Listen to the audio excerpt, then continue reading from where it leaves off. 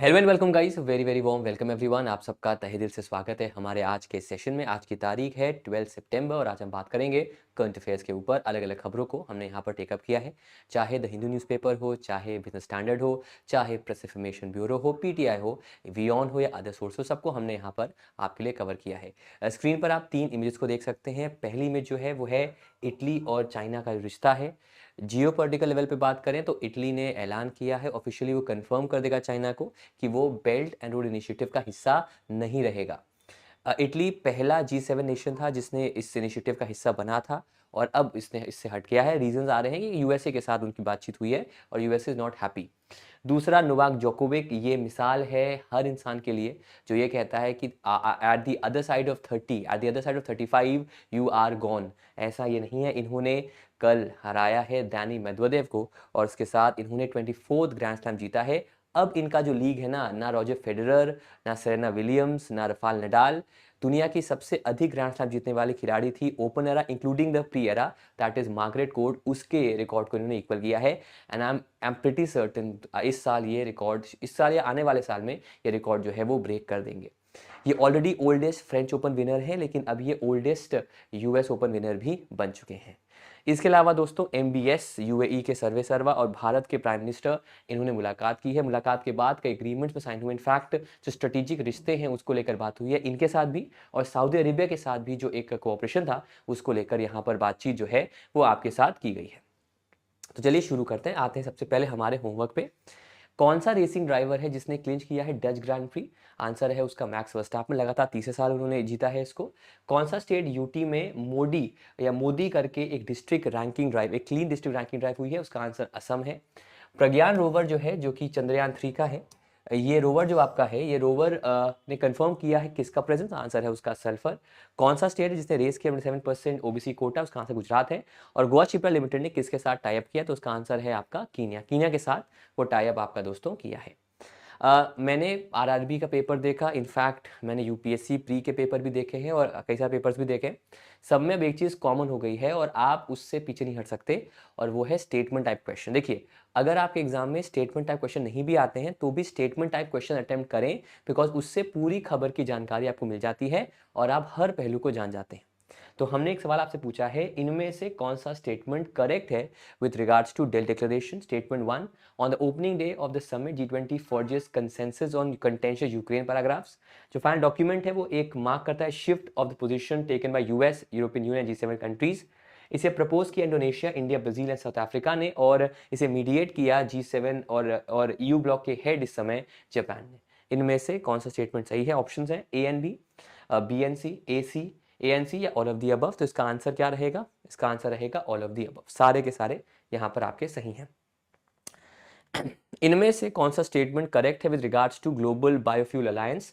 India propose कर रहा है creation of a global biofuel alliance which is likely to be launch during the G20 summit, जो कि already हो चुका है। इनिशिएटिव एम करता है accelerate the transition of sustainable biofuels और डिपेंडेंसी जो है ट्रेडिशनल फ्यूल्स पे, फॉसिल फ्यूल्स पे, उससे अलग हटना।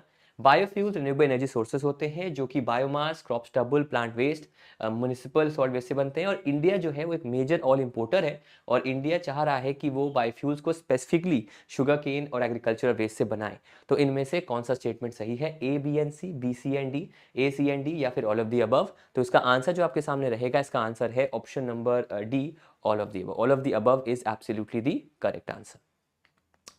इनमें से कौन सा स्टेटमेंट करेक्ट इनकरेक्ट है with regards to the Middle East European mega economic corridor? Statement 1, it aims to counter China's Belt and Road Initiative. Statement 1.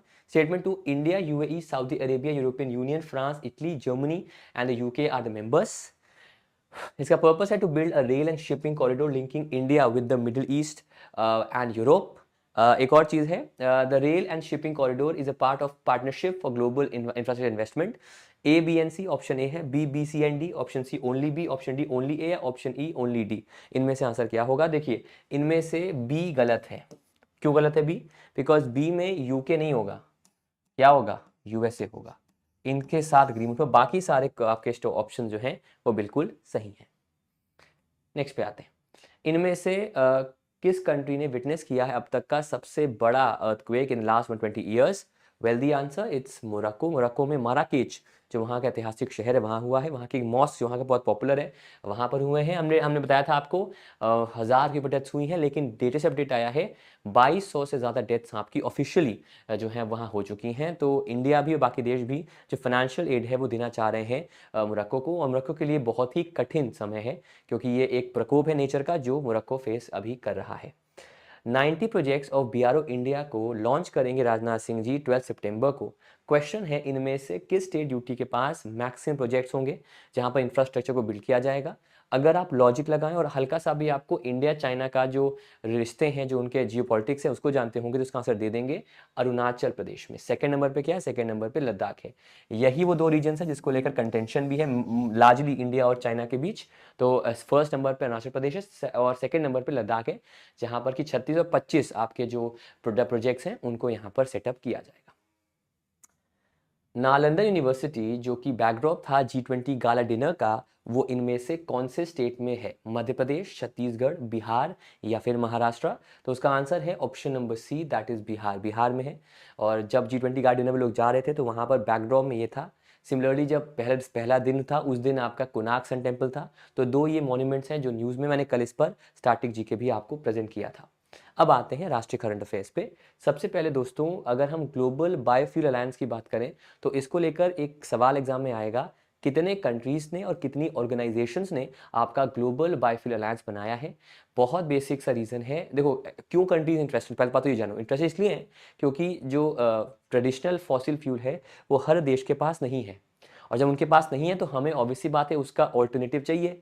तो उसके लिए बायोफ्यूल को इंडिया ने भी पिच किया है। तो टोटल में 19 कंट्रीज है जो इसकी मेंबर्स बनी है, और टोटल में आपके 12 इंटरनेशनल ऑर्गेनाइजेशंस हैं जो इसकी मेंबर आपकी दोस्तों यहाँ पर बनी है। तो GBA जिसका नाम है ग्लोबल बायोफ्यूल अलायंस, वो एक एफर्ट है जिसको स्पीयरहेड किया है इंडिया, USA और ब्राज़ील ने। अब यहाँ पर समझना ध्यान से, 3 देश हैं यहाँ पर, इंडिया, USA, ब्राज़ील। इसमें USA के पास ऑलरेडी आपका शेल ऑयल है जो कि एक ऑल्टरनेटिव है क्रूड ऑयल का, उसका ही एक ऑल्टरनेटिव है, और उसके अलावा उसके पास बहुत पैसा है तो वो बायोफ्यूल को भी जनरेट कर सकता है। लेकिन इंडिया ब्राज़ील क्यों? एक रीज़न है बिकॉज अगला जो समिट होगा G20 का वो ब्राज़ील में होगा, तो ब्राज़ील का भी इन्वॉल्वमेंट ज़रूरी है। दूसरा रीज़न है कि यूएस और जो ब्राज़ील है वो ग्लोबल लीडर्स हैं बायोफ्यूल्स में, और यूएस अकाउंट करता है 52% का बायोफ्यूल और 30% करता है आपका ब्राज़ील। तो इंडिया तो कोशिश कर रहा है, इंडिया का चाह रहा है कि ग्लोबली 20% इथेनॉल ब्लेंड किया जाए पेट्रोल में, और उसके लिए उसे जो ग्लोबल बायोफ्यूल लीडर्स हैं यूएसए और ब्राज़ील, उनकी हेल्प भी उसको चाहिए। अब एक और सवाल आपका आएगा कि सर कौन कौन से वो ऑर्गेनाइजेशन है जो कि इसका पार्ट है? तो उनमें World Bank, ADB, World Economic Forum, IEA, IEF, International Renewable Energy Agency, International Civil Aviation Organization, ये उनमें से हैं जो इस फ्यूल अलायंस का आपका पार्ट है। बाकी इसका माइंड मैप मैंने आपको कल दिया था, ये माइंड मैप एक बार देख सकते हैं, इसको आप प्लीज़ कॉपी कर लीजिए या इसको आप शेयर भी अपने साथ कर सकते हैं। ठीक है, ये ऑलरेडी मैंने कल के PDF में टेलीग्राम पे और व्हाट्सएप पे आपको दे दिया है। अब आते हैं थोड़े से इंटरेस्टिंग मुद्दे पे दोस्तों। मैं बहुत ही एग्जैक्ट बात बोलूँगा, टर्की या तुर्की है पाकिस्तान का एक बेहतर अलाय है।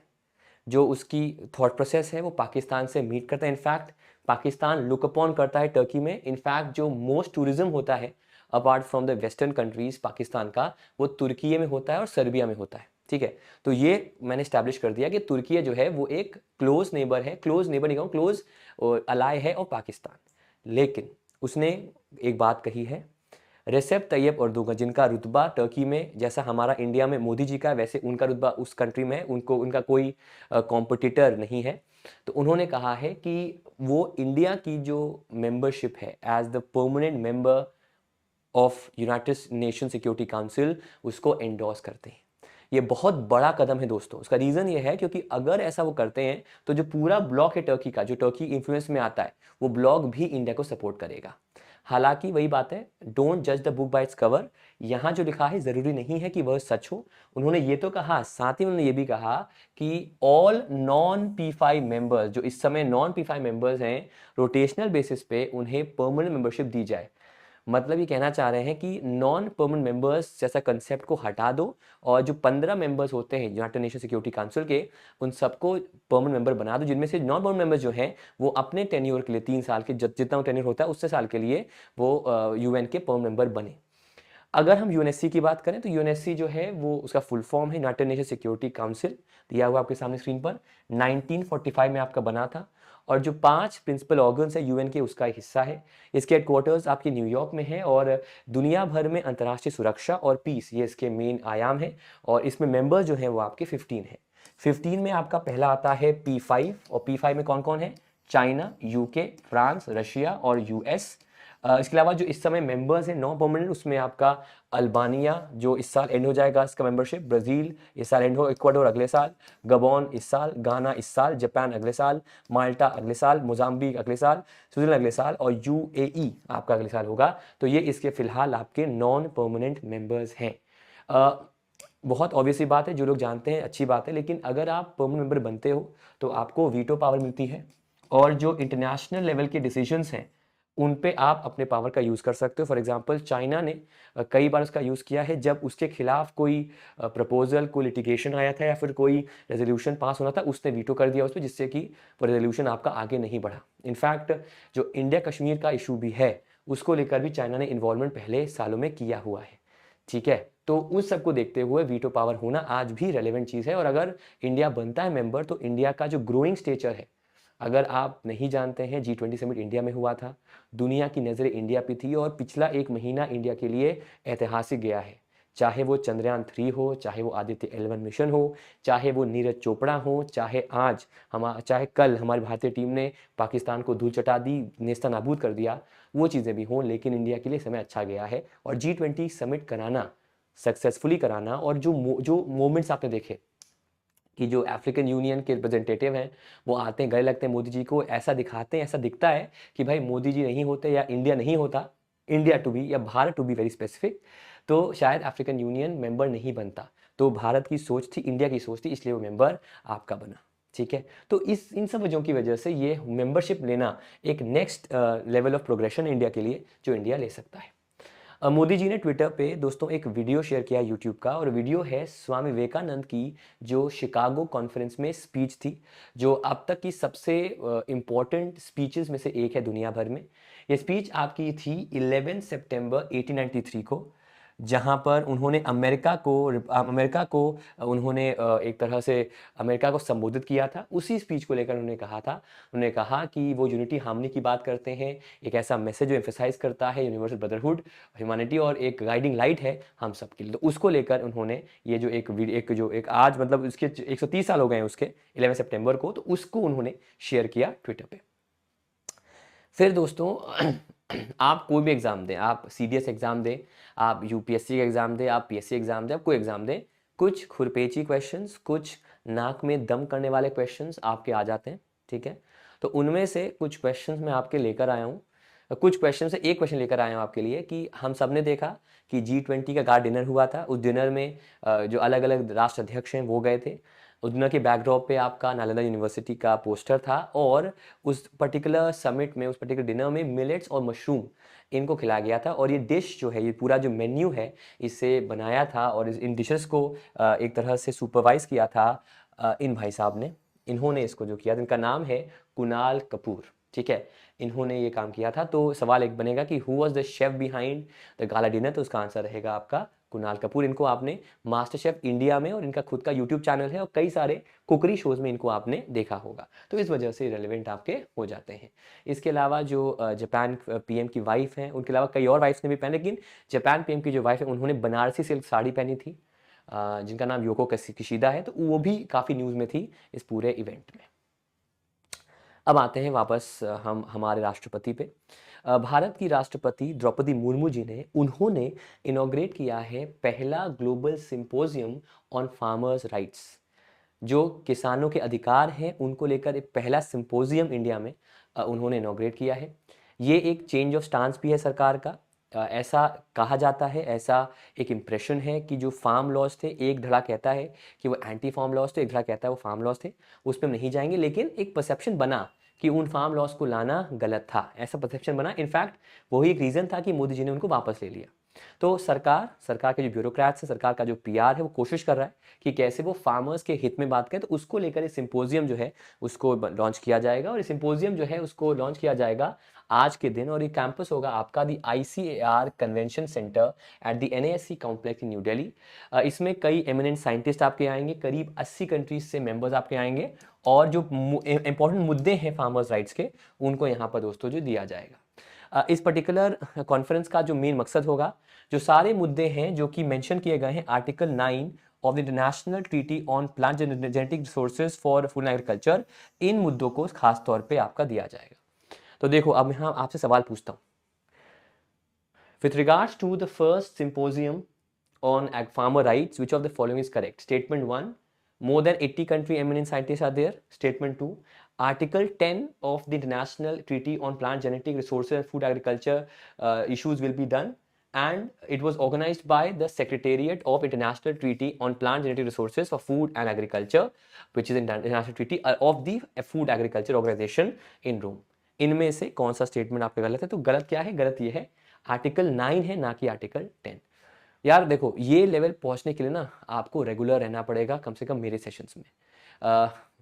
मैं 2 हफ्ते से प्लान कर रहा हूँ कि मैं वीकली MCQ लेके आऊँ, लेकिन देखो यार, प्रॉब्लम ये आ रही है कि मैं चाह रहा हूँ उसको रन ऑफ द मिल ना रहे कि आप कहीं और देखते होगे तो MCQ में 1 लाइनर क्वेश्चन दे दिए, आंसर दे, नहीं। मैं कोशिश कर रहा हूँ कम से कम 50 से 75 एवरी वीक मैं आपके लिए वीकली MCQ लाऊं, दैट इज स्टेटमेंट टाइप। उनको मैं लाने की कोशिश करूंगा संडे को, तो उसको वो करेंगे, और उसमें इन्हीं क्वेश्चंस को हम टेकअप करेंगे। आगे बढ़ते हैं, अब आते हैं नेशनल करंट अफेयर्स पे। दोस्तों, पहली खबर जैसे मैंने पहले बताया, जो डेथ टोल है मोरक्को में वो अब आपका डबल हो गया है टू 2400 प्लस।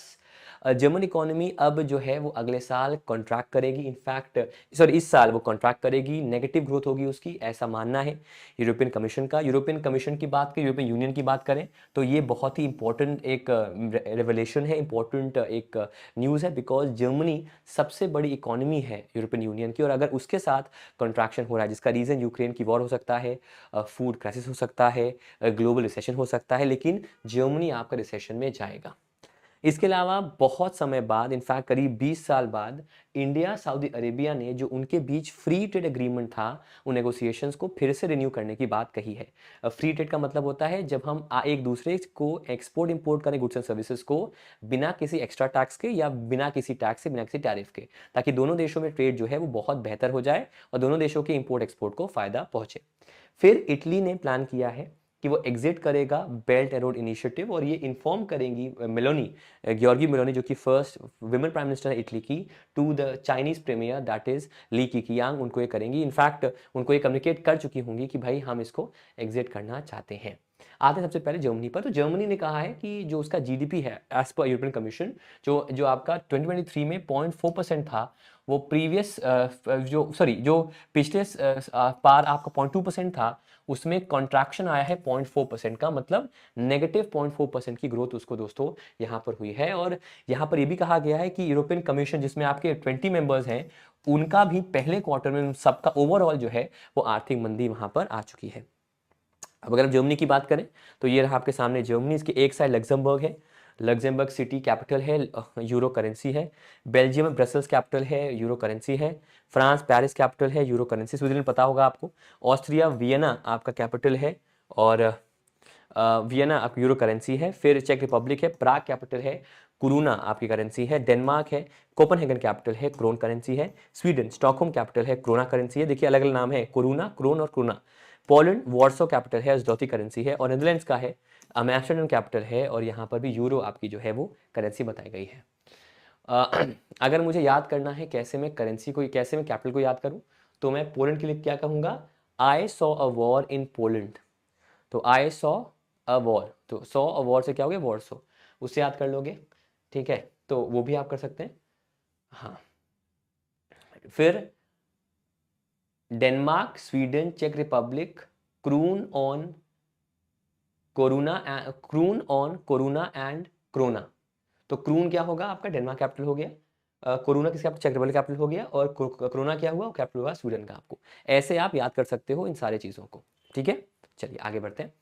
अब आते हैं इंपॉर्टेंट मुद्दे पे। इंडिया और सऊदी अरेबिया के जो रिश्ते हैं वो काफ़ी बेहतर है। इनफैक्ट इन्होंने अग्रीमेंट किया है अपने फ्री ट्रेड पैक्ट का, अगर हम एग्रीमेंट की बात करें दोस्तों, तो जो एक स्पेशल पोस्ट है the passport and visa division and overseas Indian affairs, उसके जो रिप्रेजेंटेटिव हैं औसफ सईद, उन्होंने मंडे को मतलब कल के दिन उन्होंने कहा कि इंडिया और सऊदी अरेबिया जो हैं वो एग्री किए हैं on to expedite the India Gulf Cooperation Council free trade agreement. देखो ये तब हुआ है जब यूएई के जो हेड हैं एमबीएस मोहम्मद बिन सलमान वो इंडिया आए थे, उन्होंने अपने अलग एग्रीमेंट किए हैं, उसके बाद सऊदी अरेबिया ने भी इसका ऐलान यहाँ पर किया है। अब सवाल बनता है एग्रीमेंट है क्या। बेसिकली ये जो एग्रीमेंट है वो इकोनॉमिक कोऑपरेशन पे है, आर्थिक सहयोग पे है इंडिया और जीसीसी के बीच, और ये साइन किया गया था अगस्त 25 2004 को। नंबर 1। नंबर 2, जीसीसी की बात करें, जीसीसी का फुल फॉर्म क्या है, गल्फ कोऑपरेशन काउंसिल। ये इंडिया के सबसे बड़ा ट्रेडिंग पार्टनर ब्लॉक है, और इंडिया के साथ इसका जो ट्रेड है, अगर हम एक पर्टिकुलर ईयर की बात करें 21-22, तो वो है आपका 154 बिलियन डॉलर्स का, और इसका जो एक्सपोर्ट है उसकी वैल्यू है 44 बिलियन डॉलर्स की, और इंपोर्ट की वैल्यू है आपकी 110 बिलियन डॉलर्स की। तो टोटल आपका जो अमाउंट है that is around 154 billion dollar, जो इंडिया और जीसीसी के बीच एक ट्रेड का रिश्ता है, उसमें सऊदी अरेबिया का इन्वॉल्वमेंट भी यहाँ पर हो जाएगा अगर ये डील आपकी हो जाती है। अगर हम जीसीसी की बात करें, जीसीसी का फुल फॉर्म मैंने बता दिया, गल्फ कोऑपरेशन काउंसिल, ठीक है। ये आपका इसका हेडक्वार्टर है कुवैत सिटी में, इसके सेक्रेटरी जनरल है जासिम मोहम्मद अल बुदाइवी, और इसके मेंबर्स कौन कौन से हैं, Bahrain, Kuwait, Oman, Qatar, Saudi Arabia, UAE, ये इसके मेंबर्स हैं जो कि आपके मेंबर्स हैं of the gulf Cooperation council. India ने और यूके ने उन्होंने मिलकर जो 12th राउंड है of the annual India UK economic financial dialogue meeting, उसको ऑर्गेनाइज किया। मीटिंग आपकी न्यू दिल्ली में हुई, और यहाँ पर यूके के वित्त मंत्री या वहाँ के chancellor of exchequer Jeremy Hunt वो मौजूद थे, और इंडिया की वित्त मंत्री निर्मला सीतारमण वो मौजूद थी। इंटरेस्टिंग बात दोस्तों ये है कि बोरिस जॉनसन की सरकार में ये जो पोजीशन थी आपकी, which is technically means the finance minister, ये पोस्ट पे ऋषि सुनाक थे जो इस समय यूके के इस समय प्रधानमंत्री हैं। तो अब जेरेमी हंट ने मुलाकात की है विद निर्मला सीतारमण। फिर दोस्तों अगली बार से मतलब जब आपका ब्राजील में G20 समिट होगा, तो मैंने आपको बताया था कि कई तरह के पार्ट होते हैं G20 मीटिंग में, चाहे वो मिनिस्टर्स मीटिंग हो,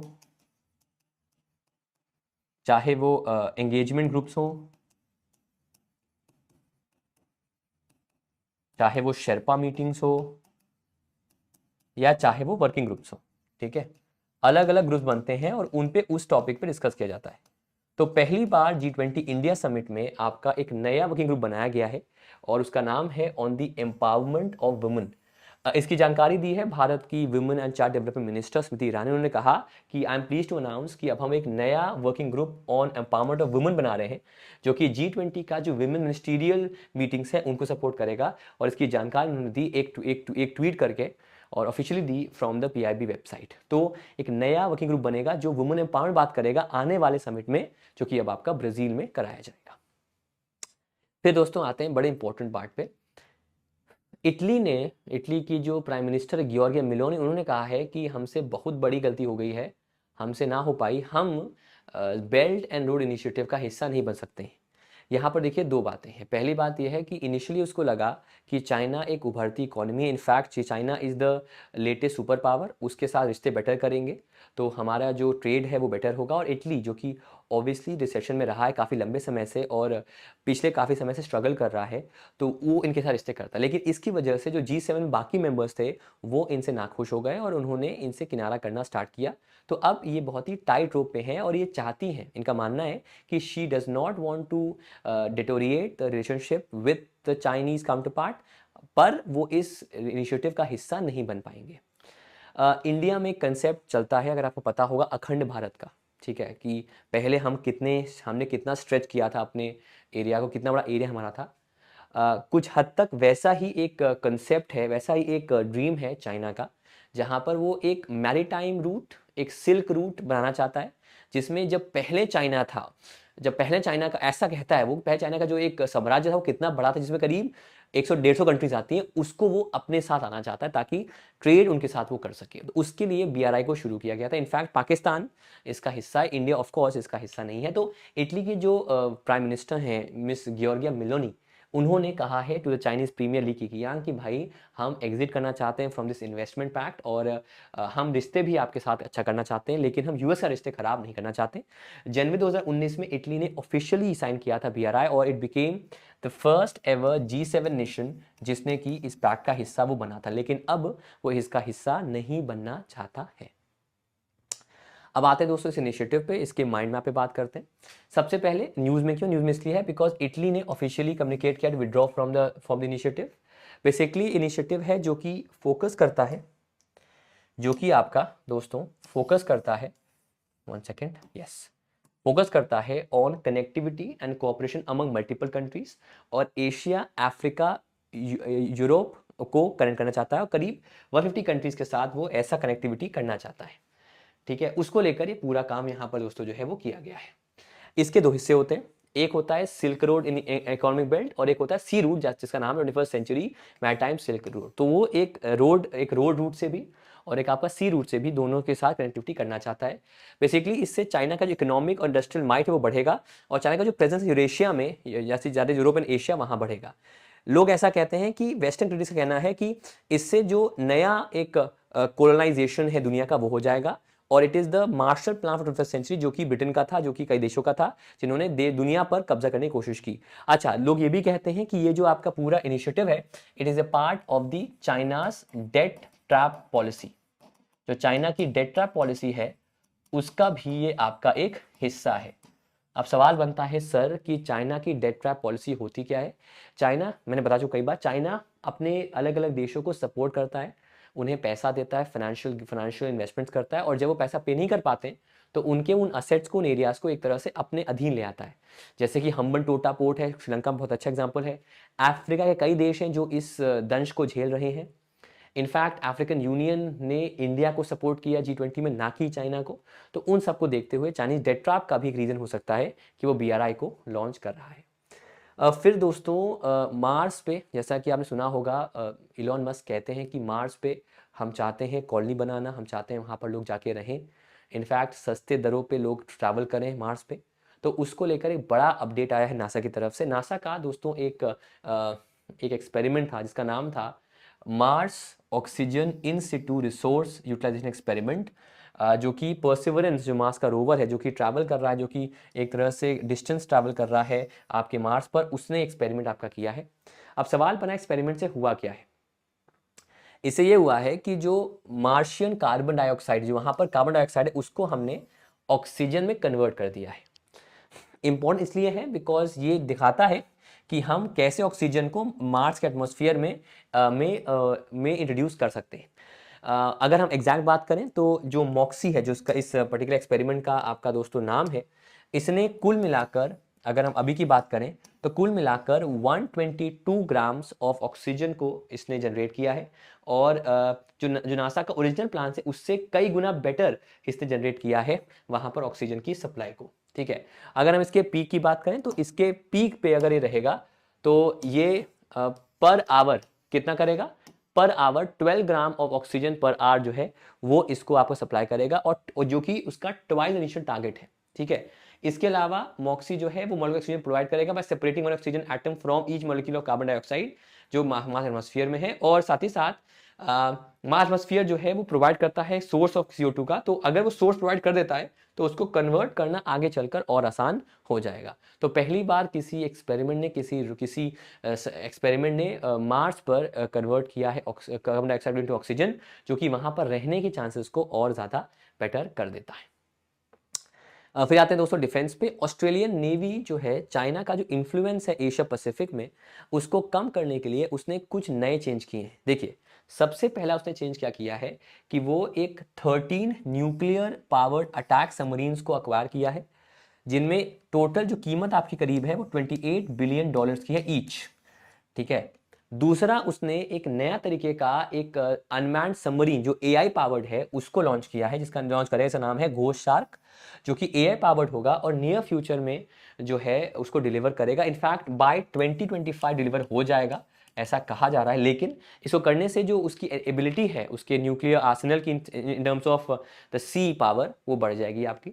तो जो उसका AI पावर्ड अनमैन्ड सबमरीन है, उसका नाम क्या है? उसका नाम है घोस्ट शार्क, और इनमें एक की कीमत करीब आपकी $23 मिलियन ईच होगी।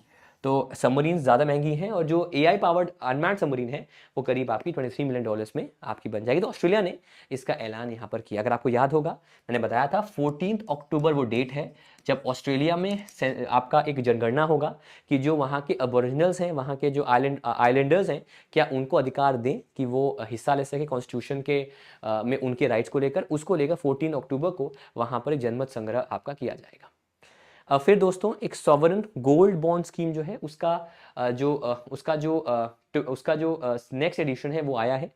दूसरा इंडिया ने होल्ड किया, ऑलरेडी कर चुके हैं। तीसरा भी कर चुके हैं। चौथा है BIS ने कमिट किया है to the mission of quality conscious India through gram panchayat. मतलब ग्राम पंचायत लेवल पे जो अलग अलग धातु, अलग अलग सब्सटेंसेज हैं, उनकी क्वालिटी चेक करने के लिए BIS ने कोलैबोरेशन किया ताकि वहां पर भी हॉल मार्किंग कर सके और उनकी गुणवत्ता को बेटर कर सके। सबसे पहले आते हैं सॉवरेन गोल्ड बॉन्ड स्कीम पे। तो सॉवरेन गोल्ड बॉन्ड स्कीम जो है उसको RBI ने लॉन्च किया है, और इसमें जो गोल्ड आपको मिलेगा, जो बॉन्ड आपको मिलेंगे, उसका प्राइस रहेगा 5923 रुपीज पर ग्राम। इतने अमाउंट का सॉवरेन गोल्ड बॉन्ड पर ग्राम आपको मिलेगा। बेसिकली होता क्या है कि ये बॉन्ड होता है जहां पर गोल्ड के प्राइस के हिसाब से आपको एक पैसा प्रोवाइड करते हैं, जो पैसा आपको रिटर्न होता है सेलिंग के बाद, मैच्योरिटी के बाद। जो मिनिमम इन्वेस्टमेंट है आपका गोल्ड में वो आपका रहेगा 1 ग्राम का, और मैक्सिमम इंडिविजुअल लेवल पर 4 kg बॉन्ड परचेज कर सकता है कोई व्यक्ति, और ट्रस्ट लेवल पे 20 kg का एंड सिमिलर एंटिटीज का पर फिजिकल ईयर। तो 20 kg है for entities for trust and 4 kg है फॉर इंडिविजुअल्स। फिर दोस्तों आते हैं हमारे स्टेट्स पे। दोस्तों झारखंड ने एक बड़ी काम किया है। उसने इंक्लूजन को लेकर जो वहाँ का ट्रांसजेंडर कम्युनिटी है उसको यूनिवर्सल पेंशन स्कीम में हिस्सा बनाया है। उसकी योजना का नाम है मुख्यमंत्री राज्य सामाजिक सुरक्षा पेंशन योजना, जो एलिजिबल अब करेगी ट्रांसजेंडर बेनिफिशियरीज को। इसके अलावा जो कंपनसेशन था सिक्योरिटी पर्सनल का जो इंजर होते हैं ड्यूरिंग द ड्यूटी, उसको इंक्रीज किया टू ₹7.5 लाख। और अगर इन केसेस ऑफ माइल्ड वायलेंस तो वहां पर 15 लाख रुपए उनको दोस्तों प्रोवाइड किए जाएंगे। तो एक तरफ तो ट्रांसजेंडर को ऐड किया गया, दूसरा जो सिक्योरिटी पर्सनल को कंपनसेशन दिया इंजरी के लिए वो 7.5 लाख का है, और अगर माइल्ड वायलेंस में इन्वॉल्व होते हैं, वो वहां लड़ते हैं, तो उन्हें 15 लाख रुपए का कंपनसेशन जो है वो सरकार प्रोवाइड करती है। फिर दोस्तों उड़ीसा ने प्रपोजल दिया है कि जो ऐसे प्रिजनर्स हैं जिन्होंने कोई नॉन हीनियस क्राइम नहीं किया है, जैसे कि जेब कतरे हैं, टू अ लेसर एक्सटेंट, अगर ईव टीजिंग नहीं कहूँगा, टू लेसर एक्सटेंट चोरी का उन पे आरोप है, डकैती का उन पे आरोप है, ऐसा जो नॉन हीनियस क्राइम, जो हत्या की ओर नहीं है, अटेम्प्ट टू मर्डर नहीं है, उनको चाहते हैं रिलीज करना। और उनके एंकल पे they want to have GPS enabled ankle monitoring devices, ताकि उनको वो ट्रैक कर सके। ठीक है, इसका रीज़न ये है बिकॉज उड़ीसा में तो अभी ऐसा नहीं है केस कि वहाँ पर लोग ज़्यादा हैं जेल में, लेकिन इंडिया भर में अगर बात करूँ तो 130% इंडिया के जो जेल्स हैं वो आपके ओवर क्राउडेड है। ठीक है, तो उसको लेकर यहाँ पर एक अपडेट उन्होंने यहाँ पर दिया है कि भाई कैसे इसको हम कंट्रोल कर सकते हैं। दोस्तों थोड़ा सा इशू आ गया था, वापस आते हैं। तो यूपी जो है वो प्लान कर रहा है कि वो जो PM ई बस सेवा है उसमें 1000 जो टोटल बसेस हैं, 10,000 हैं, उनमें से 1800 बसेस वो अपने स्टेट में वो लगाना चाहता है। ऐसा उसने अपडेट यहाँ पर किया है। लखनऊ इंडिया यूपी में लखनऊ, कानपुर, गोरखपुर, फिरोजाबाद, गौतम बुद्ध नगर, गाजियाबाद, इन जैसे शहरों में वो इन ई बसेस को जो है वो इंट्रोड्यूस करेगा। फिर दोस्तों बहुत बड़ी खबर है, इंडिया और सऊदी अरेबिया ने एक MOU साइन किया है कई सारे मुद्दों पर, जिसमें एनर्जी डिजिटलाइजेशन इन्वेस्टमेंट की बात होती है। फॉर एग्जांपल पहला जो मुद्दा है इसमें आप स्क्रीन पर देख सकते हैं, रिन्यूएबल एनर्जी के ऊपर है, एफिशिएंसी के ऊपर है, हाइड्रोजन इलेक्ट्रिसिटी और ग्रिड इंटरकनेक्शन के ऊपर है। इसके अलावा बड़ा इन्वेस्टमेंट है उसी एनर्जी के अंदर, इलेक्ट्रिसिटी के अंदर। डिजिटल ट्रांसफॉर्मेशन है, इनोवेशन और साइबर सिक्योरिटी का AI को लेकर, और आपस में बेहतर रिश्ते बनाना ताकि जो लोकल मटेरियल है या जो मटेरियल्स है, प्रोडक्ट्स हैं for all sectors of energy, उनको लोकलाइज करना, मतलब उनको इंपोर्ट ना करके उसको एक दूसरे के देश में बनाना। तो मोटा मोटा बात करें तो इन मुद्दों पे हुआ है, जिसमें आपका एनर्जी है, डिजिटलाइजेशन है, उनके पेमेंट्स का, उनके अलग अलग सेक्टर्स का, और इन्वेस्टमेंट स्पेसिफिकली एनर्जी सेक्टर में, उनको लेकर एग्रीमेंट्स आपके हुए हैं। ये डिटेल मैंने आपको दे दी है, लेकिन इनमें से एक ही सवाल आएगा कि मेन किसके साथ हुआ है आपका ये सऊदी अरेबिया के साथ ऑन दीज स्पेसिफिक एरियाज। फिर दोस्तों एनटीपीसी ग्रीन जो कि रिन्यूएबल एनर्जी विंग है आपके जो कि ग्रीन विंग है, जो ग्रीन एनर्जी विंग है आपका एनटीपीसी का, उसने कोलैबोरेशन किया है Nayara energy for green hydrogen production का। और ये लोग मिलकर देश के अंदर green hydrogen green energy space को एक्सप्लोर करेंगे। और इसका मेन मकसद है कि जो नयारा एनर्जी कैप्टिव यूसेज है उसका वहाँ से ग्रीन हाइड्रोजन का इस्तेमाल उनके कैप्टिव यूसेज से करना, ताकि ग्रीन हाइड्रोजन को हम डेवलप कर सकें आने वाले सालों में। तो एनटीपीसी ग्रीन ने नयारा के साथ कोलैबोरेशन यहाँ पर किया है। फिर दोस्तों इंडियन नेवी का और ऊबर का एक एग्रीमेंट हुआ है। इंटरेस्टिंग है क्योंकि ऊबर कई सुविधाएं देगा इंडियन नेवी के पर्सनल्स को। एग्रीमेंट आपका किया ऊबर और इंडियन नेवी ने, और उस मौके मौजूद थे आपके एडमिरल आर हरि कुमार, जो हमारे जो इस समय chief of the naval staff है। तो इस एग्रीमेंट में क्या क्या होगा, जो नेवी पर्सनल्स होंगे उनको एक पर्सनलाइज प्रोफाइल मिलेगी ऐप पे, उन्हें प्रीमियर एग्जीक्यूटिव कैब मिलेगी, सर्च प्राइस प्रोटेक्शन मिलेगा उनको पीक ऑफिस आवर्स में। इसके अलावा टॉप रेट ड्राइवर्स उनको मिलेंगे, जीरो कैंसिलेशन फी होगा, और 24/7 प्रीमियम बिजनेस सपोर्ट भी उनको जो है वो प्रोवाइड किया जाएगा। बेसिकली एक विजन है जो भारत के चीफ ऑफ नेवल स्टाफ है उनका, कि ए हैप्पी पर्सनल और शिप्स फर्स्ट, मतलब जो पर्सनल है फर्स्ट, उसको लेकर ही किया गया, ताकि Uber quality service premium service navy के पर्सनल को आपका प्रोवाइड करे, उसको लेकर एग्रीमेंट आपका किया गया। दोस्तों आज का दिन, इनफैक्ट अगर मैं एग्जैक्ट बात करूं 11 सितंबर मतलब कल का जो दिन है, उस दिन बर्थ एनिवर्सरी ऑब्जर्व की गई आचार्य विनोबा भावे की। ये ट्वीट किया मोदी जी ने, उन्होंने कहा कि इनकी वर्षगांठ पे इनको शत शत नमन। 11 सितंबर 1895 को गगोडे बॉम्बे प्रेसिडेंसी महाराष्ट्र में इनका जन्म हुआ था। और ये भारत, ये दुनिया, ये पहले रिसिपिएंट थे of the Ramon Magsaysay award और फॉर कम्युनिटी लीडरशिप, और इन्हें भारत रत्न भी 1983 में आपका दिया गया था। और ये फेमस थे ऑफ द भूदान मूवमेंट, जो कि सर्वोदय मूवमेंट का पार्ट था, जिसमें इन्होंने इंकरेज किया था, कोक्स किया था अलग अलग जमींदारों को, अलग लोगों को, कि अपनी जमीन दें ताकि वहां पर हम रिलोकेशन करा पाए हरिजन्स का और बाकी लोगों का। ये गांधी फिलोसफी के बहुत बड़े फिलोसफर थे। इनफैक्ट गांधी जी के ये बहुत ही खास एक उनके अफिलिएट थे, और इनका जो है बर्थ एनिवर्सरी कल के दिन मनाया गया। फिर दोस्तों एक रिपोर्ट आई द हिंदू में, और रिपोर्ट है और ये रिपोर्ट जो है उसमें एक डेटा आया है, और सॉरी ये रिपोर्ट ली गई है from the national crime record bureau से, एनसीआरबी से, और डेटा आपका 2021-22 का है, जिसमें देखा गया है कि जितनी इंडिया में फीमेल सुसाइड्स करते हैं उनमें से 50% हाउसवाइफ्स हैं। ये डेटा आया आपका 10 सितंबर को। 10 सितंबर को क्या था, 10 सितंबर को आपका था सुसाइड प्रिवेंशन डे। उस दिन ये डेटा आपका आया और इसमें कहा गया कि more than 50% of India's female suicides are of हाउसवाइफ्स। इनफैक्ट अगर आप स्क्रीन पे देखें, यहाँ पर मैं आपको जूम कर देता हूँ, जो इंपॉर्टेंट डेटा आपको याद रखना है वो ये है कि 2021 में out of the total suicides, जो कि आपकी 45,026 है, मैं और जूम कर दूँ आपके लिए, हाँ, जो कि आपका 45,026 है, उनमें से 51.59% हाउस वाइफ सुसाइड किया। इनफैक्ट सिर्फ अगर मैं बात करूँ 2014 को, उसको छोड़ दें तो उसके बाद हर साल 50% प्लस सुसाइड जो हुए हैं वो हाउस वाइफ्स ने किए हैं। It could be dowry, it could be extortion, it could be lack of empathy, it could be various reasons. In fact एक और शॉकिंग डेटा आया है कि जो सदर्न स्टेट्स हैं उनमें इनकी तादाद ज़्यादा है। In fact states like Kerala, Tamil Nadu, Telangana, Karnataka, ये टॉप ऑफ द लिस्ट में आते हैं इस पर्टिकुलर रैंकिंग में। और जो नंबर वुमेन है डाइड सुसाइड, वो उनका नंबर है 45,026/21, जो कि हाफ ऑफ देम जो है हाउस वाइफ्स हैं। अच्छा, अगर ओवरऑल बात करें तो ओवरऑल सुसाइड में से 15% जो डेथ्स हैं वो आपकी हाउस वाइफ्स की देखी गई हैं। तो ओवरऑल भी नंबर उनका यहाँ पर ज्यादा है। और 30% of all suicide including men and women were due to issues related to family और मैरिज। मतलब 30% जो सुसाइड होते हैं वो फैमिली इशू या किसी मैरिज इशू की वजह से किए जाते हैं। तो ये डेटा दिया एनसीआरबी ने। इनफैक्ट इस डेटा को जो नेशनल फैमिली हेल्थ सर्वे है एनएफएचएस 5, उसने भी इसको एंडोर्स किया है, और एनसीआरबी ने इस डेटा को आपका जो है वो दोस्तों प्रोवाइड किया है। समझ में आया आपको? ओके, आगे बढ़ते हैं। डिपार्टमेंट ऑफ टेलीकम्युनिकेशन ने एक नई स्कीम लॉन्च की है, जहां पर वो पहचान करेगा इंटरनेट सर्विस प्रोवाइडर्स की, ताकि उनको उनका यूज करके जो भारत के अंदर fibre to the home broadband connections हैं उनको ग्रामीण क्षेत्रों में, रूरल एरियाज में उनको जो है वो एक्सपैंड कर सके। So it will choose internet service providers specifically for rural areas, जहां पर जाके वो जो जो आपका optical fibre to the home broadband है उसको रूरल एरियाज में आपका प्रमोट कर सके। इसके लिए 9 इंटरनेट सर्विस प्रोवाइडर्स जो हैं उनको पहचानने की बात की गई है, और इनमें से 3 कैटेगरी रहेंगी आपकी A, B एंड C, और उस बेसिस पर उन प्रोवाइडर्स को कनेक्शंस जो हैं वो प्रोवाइड किए जाएंगे। तो टोटल 9 चूज किए जाएंगे A, B, C में, और ये आने वाले महीनों में इसको इम्प्लीमेंट किया जाएगा, ताकि जो ब्रॉडबैंड कनेक्शंस हैं, जैसे कि मेरे घर पे एयरटेल ब्रॉडबैंड है, मस्त चलता है, आप देख पा रहे हैं सेशन, वैसे ही ग्रामीण इलाकों में भी ब्रॉडबैंड को लाने की प्लानिंग यहाँ पर दोस्तों की गई है। बाकी दोस्तों कल का दिन बहुत खास था विराट कोहली फैंस के लिए, इंडिया के फैंस के लिए, भारत के फैंस के लिए, जब विराट कोहली ने सरपास किया 13,000 रन्स, और हमारे देश के ही भगवान of cricket, God of cricket, Sachin Tendulkar का जो रिकॉर्ड था ऑफ द फास्टेस्ट 13,000 रन्स, उसको भी उन्होंने दोस्तों जो है वो ब्रेक किया। उन्होंने सेंचुरी स्कोर की, और जो कि उनकी 47th सेंचुरी भी थी, और ये उन्होंने आर प्रेमदासा स्टेडियम कोलंबो में की, और ये उनकी कंसेक्यूटिव चौथी सेंचुरी है ऑन द कोलंबो स्टेडियम और द आर प्रेमदासा।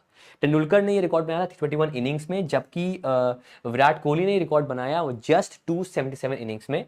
कोहली अब 4 कंसेक्यूटिव 100 स्कोर कर चुके हैं कोलंबो के ग्राउंड पे, और इनके अलावा हाशिम अमला जो हैं वो उन्होंने he is tied with Hashim अमला to score 4 consecutive hundreds at a particulars at this stadium, that is the R Premadasa. इन दोनों ने आर प्रेमदासा में 4 सेंचुरीज जो हैं वो लगातार आपकी बनाई है। फिर दोस्तों नोवाक जोकोविक ने हराया है दानी मेदवेदेव को और जीता है अपना 24th ग्रैंड स्लैम टाइटल, और ये इवेंट आर्थर एश स्टेडियम में खेला गया। 36 साल के ये हैं, और इन्होंने मार्गरेट कोर्ट का रिकॉर्ड बराबर किया, 24 ग्रैंड स्लैम विंस, और ये ओल्डेस्ट फ्रेंच ओपन चैंपियन भी हैं, और अब ये oldest US open singles champion भी इन द प्रो एरा अब आपके बन चुके हैं। फिर दोस्तों डेविड वार्नर ने कारनामा किया है, इन्होंने again Sachin Tendulkar record break किया है। ये बने हैं the opener with the maximum runs. ठीक है, स्क्रीन पे आप देख सकते हैं। Australian batter David Warner went past legendary Indian batsman Sachin Tendulkar to become the opener with the most number of centuries in national cricket.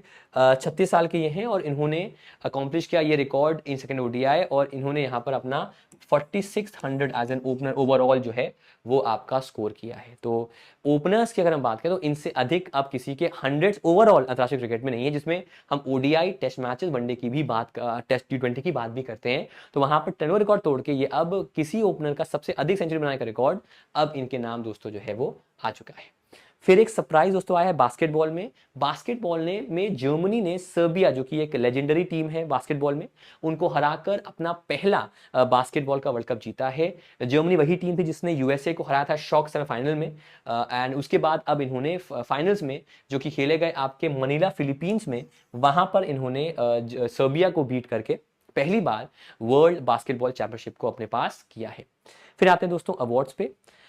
Shanti Swarup Bhatnagar award जो कि साइंस के लिए दिया जाता है, 7 कैटेगरीज होती हैं इसकी, और इस साल 12 ऐसे साइंटिस्ट को ये अवार्ड जो हैं वो आपके दोस्तों दिए गए हैं। शांति स्वरूप भटनागर नाम है CSIR के पहले डायरेक्टर का, और ये अवार्ड 7 डिसिप्लिन में आते हैं आपके, physics, biology, engineering, mathematics, medicine, chemistry और अर्थ साइंसेज में, और इन्हीं कैटेगरीज में इनको यहाँ पर जो है ये सम्मान, ये अवार्ड जो है वो दोस्तों आपके दिए गए हैं।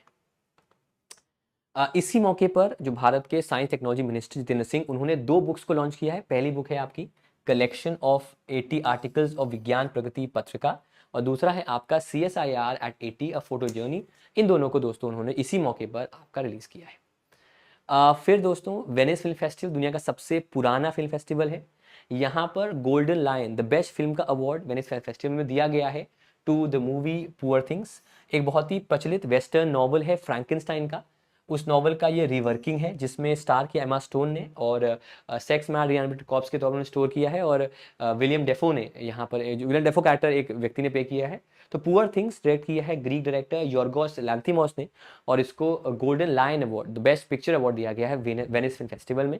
इस फिल्म फेस्टिवल में दोस्तों वॉल्पी कप जो होता है बेस्ट एक्ट्रेस का, वो दिया गया है to Cailee Spaeny for Priscilla. Priscilla basically based है प्रिसिला प्रेस्ली पे, जो कि एल्विस प्रेस्ली की वाइफ थे, उनकी जर्नी पर ये बेस्ड है। बेस्ट एक्टर अवार्ड दिया गया है टू पीटर सार्सगार्ड फॉर मेमोरी, और जूरी हेड जो इन्होंने अवार्ड्स को डिसाइड किया है, जो उस जूरी ने, उसके हेड हैं आपके डैमियन चाज़ेल, जिन्होंने लाला लैंड जैसी एक बहुत ही मशहूर हॉलीवुड फिल्म को बनाया था। तो इसमें पुअर थिंग्स ने जीता है बेस्ट पिक्चर यानी द गोल्डन लायन का अवार्ड। फिर विमेंस का जो फैशन ब्रांड है उसने रोपन किया, उसने रोपन किया है actress and influencer Anushka Sharma को, और वो अब आपकी W जो ब्रांड है उसकी ये ब्रांड एम्बेसडर के तौर पे काम करेंगी। फिर दोस्तों IAEA, international atomic energy agency, इसने कुछ दिन पहले ऐलान किया था, वार्न किया था कि जो न्यूक्लियर सेफ्टी है स्पेसिफिकली यूक्रेन में नियर द प्लांट, वो खतरे में है। बिकॉज अगर वहां पर हमला हुआ तो उससे बहुत बड़ा त्रासदी, बहुत बड़ा झटका, बहुत बड़ा मैसेकेयर आपका हो सकता है because of the nuclear plant in the nearby regions of Ukraine. अब अगर हम IAEA की बात करें तो इसके हेडक्वार्टर्स आपके वियना ऑस्ट्रिया में है।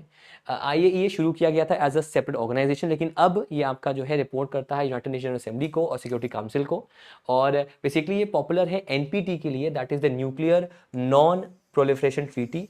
ये एक ऐसी ट्रीटी है जो ऐसे देश जो ये रोकती है न्यूक्लियर टेस्ट कराने से। इनफैक्ट इंडिया इसका मेंबर नहीं है, इंडिया ने 2 बार टेस्ट कराया भी है।